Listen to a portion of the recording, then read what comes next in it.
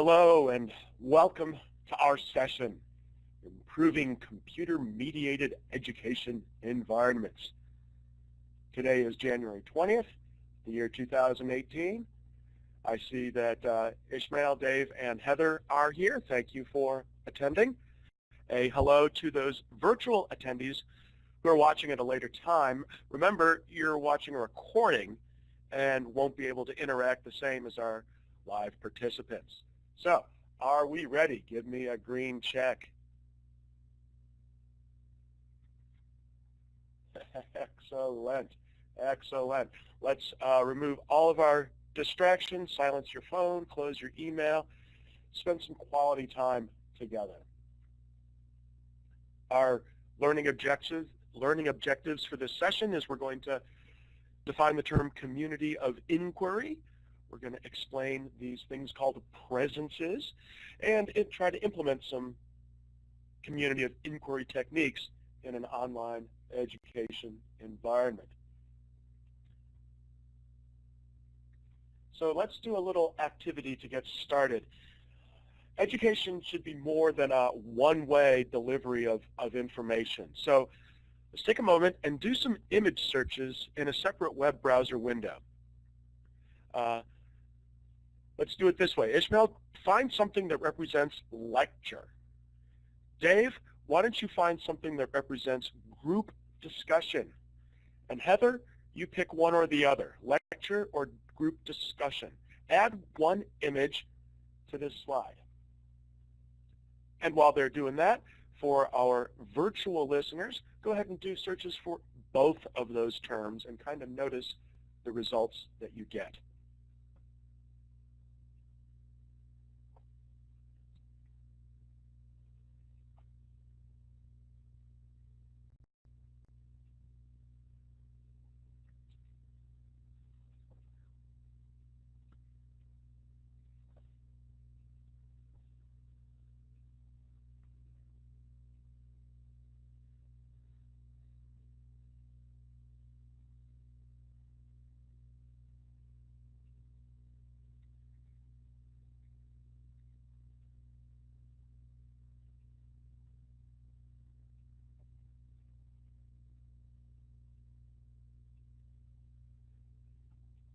I'm seeing some XML super secret techno code, which means the drag and drop operation didn't work for those. The computer's very fussy about what you can and can't drag and drop. Oh, that looks a whole lot better. All right. Let me go ahead and delete this other one here in the corner. And let's take a look at what we see here. I see big lecture halls. I see a presenter in the front. And then in the lower right, I see some people around a table with some speech bubbles. Let's compare and contrast. Hit the raise hand button and tell us what you think about these differences when I call on you. Okay, David, you are right there with it. Dave, what do you have?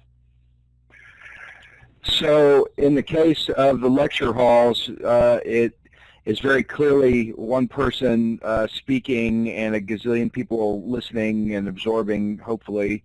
And in the bottom case, there's a lot of speech bubbles or cartoon bubbles there where a lot of people are having inputs and having some kind of conversation. I agree. Heather, what can you add to that? I would say the top ones, obviously, are the lecture would be pretty boring. You might only absorb some of the information. You're probably going to be afraid to ask questions. And then the bottom one, it's a lot smaller group and there's interaction going on, so you're probably going to be able to ask questions and actually learn from one another. Yeah, that sounds good. Ishmael, what can you add to that? They kind of took what I was going to say, but the big difference that I've always explained to people is like a big lecture hall, you're kind of getting talked at, and then in a group discussion, you're being talked to and you actually say things back. Yeah, I agree. That sounds good, and that's what we're trying to do here in this session. What we want to do is talk about this idea of community of inquiry. An author and educator named Randy Garrison, along with others, has formulated this community of inquiry framework.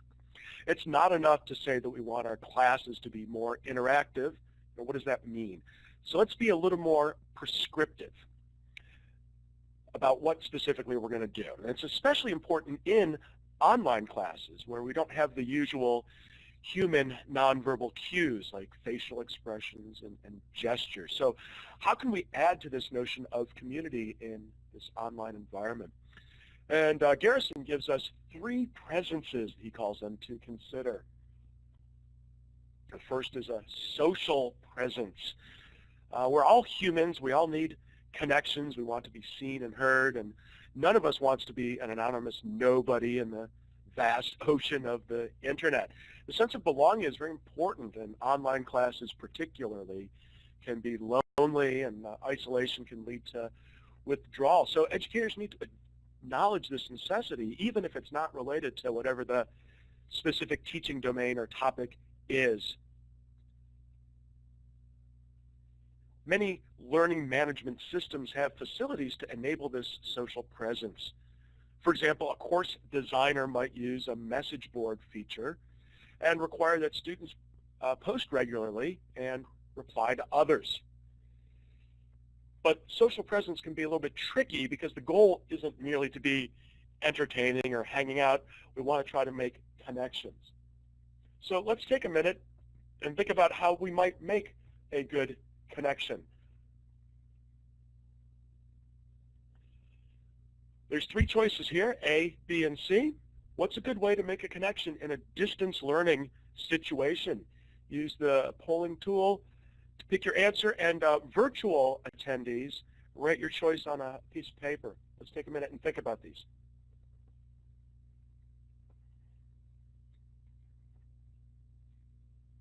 Okay, you guys are quick.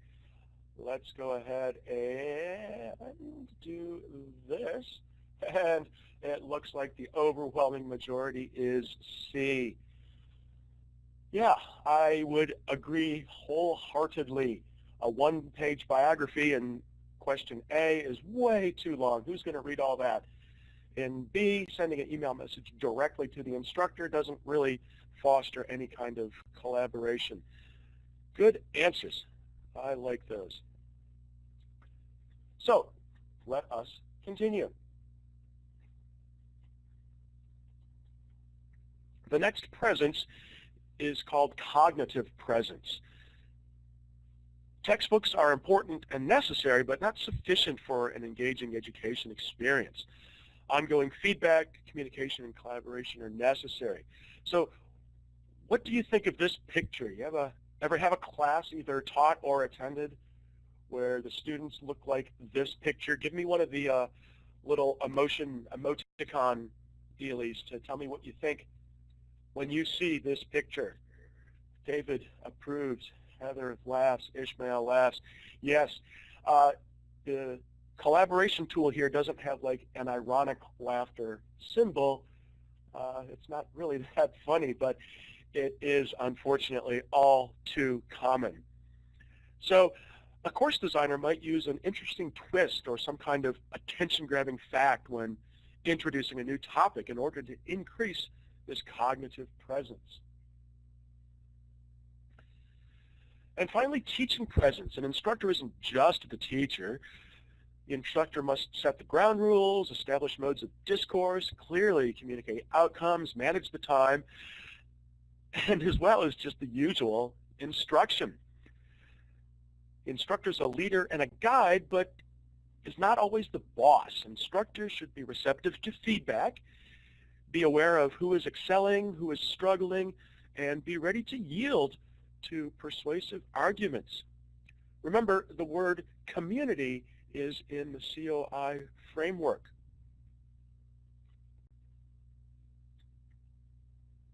So let's take a moment here and pause and think about how an instructor can simultaneously be a leader and not the boss. raise your hand and speak and answer when I call on you. And for our virtual listeners, jot an idea on a piece of paper. Not looking for a fully formulated thesis, but maybe just some ideas. So Ishmael, get us started, please. A good way to be a leader is to show by doing and not just like barking out orders. Excellent, excellent. Thank you. Heather, what can you add? Well, that was going to kind of be my idea, but I'll add a little bit to it. So obviously leading by example, so modeling something and then allowing the students to do work on their own is a good instructor or leader. Yes, that sounds good. I agree. Nancy, you're next. What can you contribute?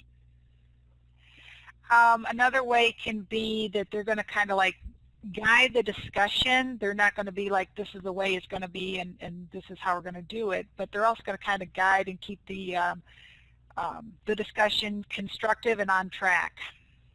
That's a good point, Nancy. Yeah, keep some structure. Dave, what do you have to say? And Nancy just stole mine. Thanks a lot, Nancy. I'll be sure to remember that. I'm joking, of course.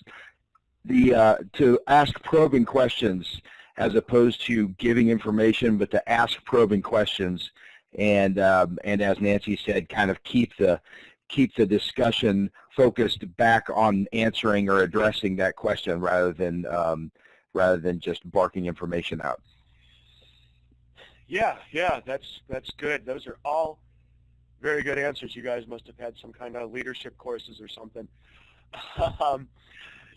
So if I'm hearing what you guys are saying, it sounds like a course designer can establish their teaching presence by, a lot of different ways. We have clear class schedules and outcomes to add structure, setting expectations, prompting discussion, but not forcing discussion, not forcing issues, but by prompting. I agree. Those are some great responses.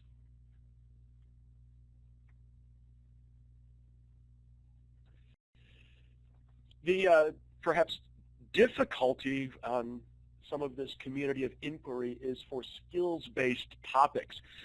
Debate and reflection are fine for academic topics. Philosophy, economics, literature, and social sciences naturally lend themselves to this type of interaction. But look at this picture here. Students are working with lab equipment. There's no way to really debate the existential nature of Bunsen burners and Erlenmeyer flasks. You want to spill some liquid into another. It's titration. It's a skill that's honed by practice. You don't really get there by collaboration and discourse. And the same in my personal domain, computer programming, like the chemistry lab before, is a skill. In my computer technology department, my programming class is required, no matter whether the student's going into networking or security or user support or whatever. Computer programming is a required class, and many students ask why they have to take my course when they think it's not directly applicable to their degree. So let's pause for a moment and think how you might use this kind of community of inquiry framework to address this concern. When you're ready, use the text chat to type in a thought or a solution you might implement. And virtual listeners, jot some notes on a piece of paper. How would you address skills-based technology classes in a community of inquiry framework? And the text chat's probably not the best place for a big essay, but a couple of words or thoughts. Let's see what you can come up with.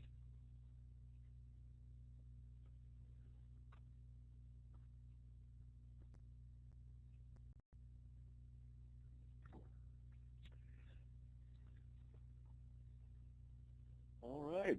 David says opportunities for anecdotal experiences. Yeah, I think some good anecdotes or even war stories from a seasoned professional can put a real-world context into the classroom material.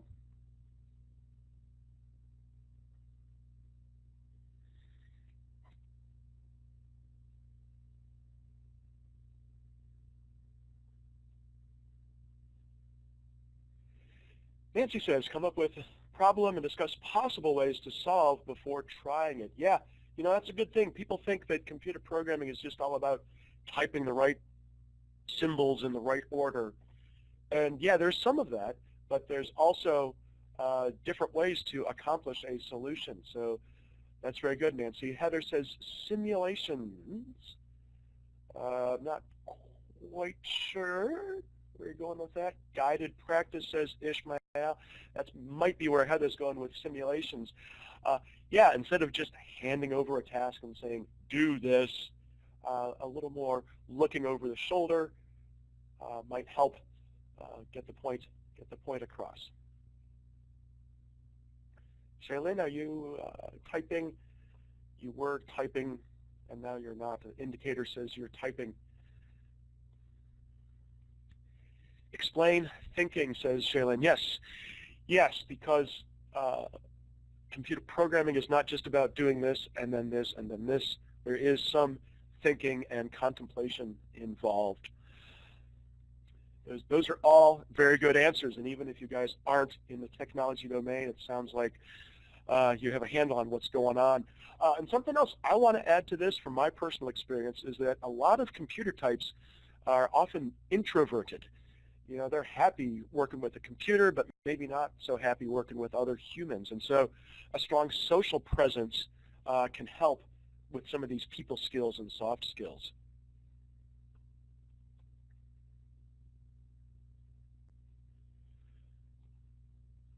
So I think the biggest takeaway here is C is for community. The internet can bridge time and space, so let's use it to its fullest potential.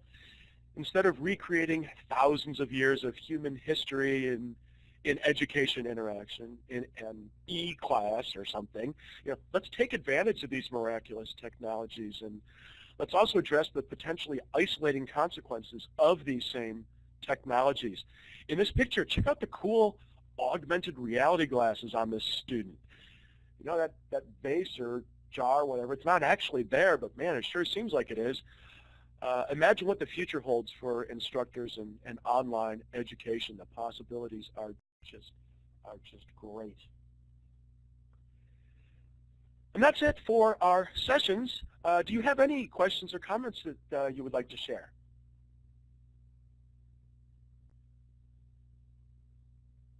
Oh, surely somebody can come up with a pretend question. Please?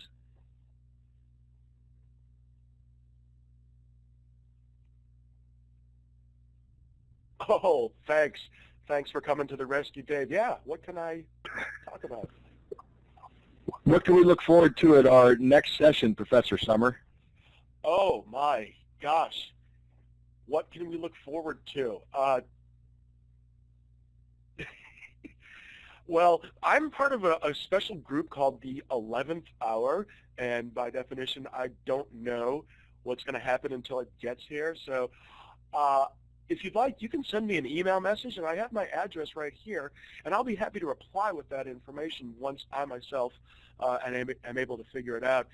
And for anybody else that has questions, maybe not right now, but you come up with it, send me a message. Virtual listeners who didn't have the opportunity to interact, please feel free to send me a message. It's been great. I've enjoyed having you. Thank you for attending this session, and I hope our paths cross again in the future. Thanks and goodbye.